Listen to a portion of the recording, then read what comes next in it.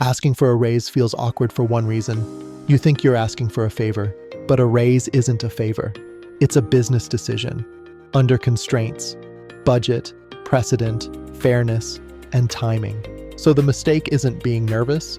The mistake is walking into the conversation with emotion instead of evidence. Today, I'll give you a simple structure, evidence-based, that makes it easier for your manager to say yes. And if the answer is not now, you'll still leave with a timeline and a plan.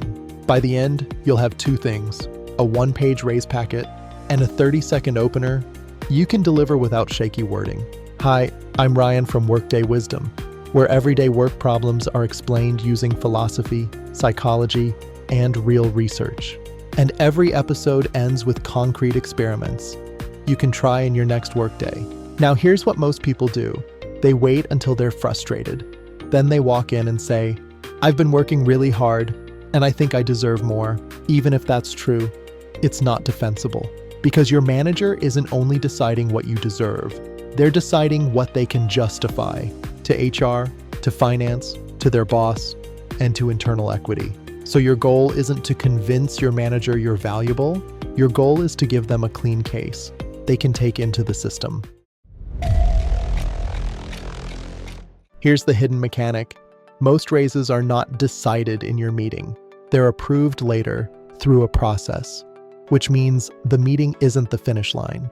It's the moment you shape the story that gets repeated when you're not in the room. So you need three things. 1, evidence, what changed because of you. 2, market signal, what your role is worth. 3, a clear ask, a number, or a range. Negotiation research is clear. The first number on the table can anchor outcomes. So we're going to anchor with research, not vibes. Philosophy lens. At work, fairness isn't a feeling. Fairness is a rule the organization can repeat. So your ask should sound like alignment. Here's the value I created. Here's the level I'm operating at. Here's the market reality. Let's align my compensation with the role I'm already doing. That's not entitlement. That's alignment. 3 research-backed ideas matter here. 1, documentation and recall shape evaluation and pay. So written proof matters. This is why managers love clean packets. 2, anchors matter. First offers can explain a big share of variation in outcomes. So your anchor should be informed and credible.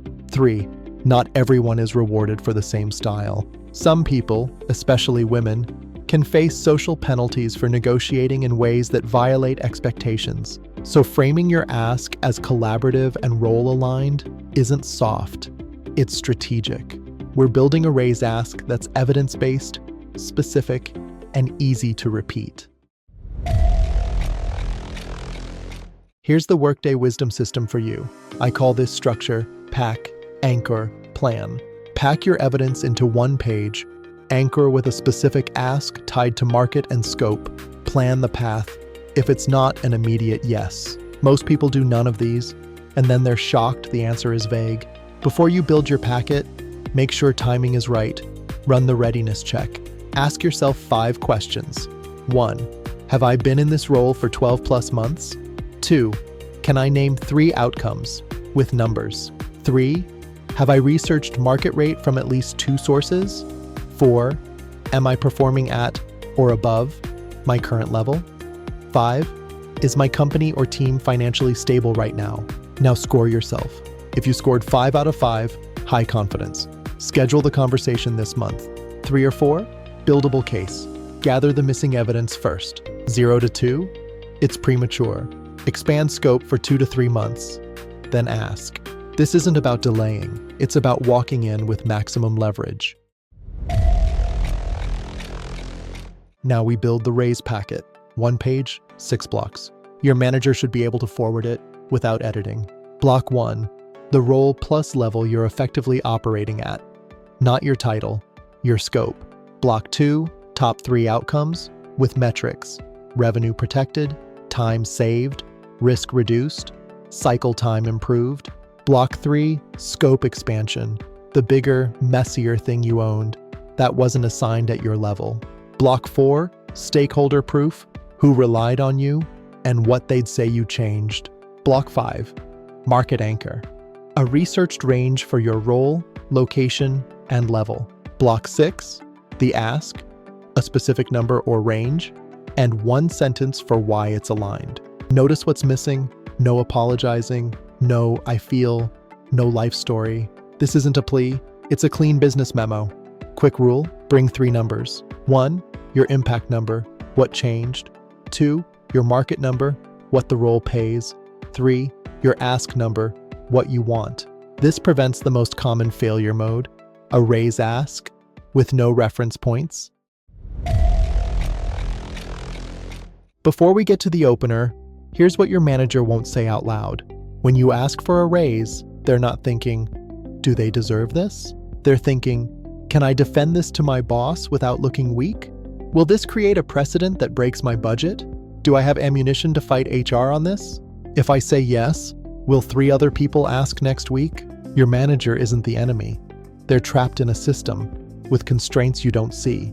So when you hand them the raise packet, you're not just making your case.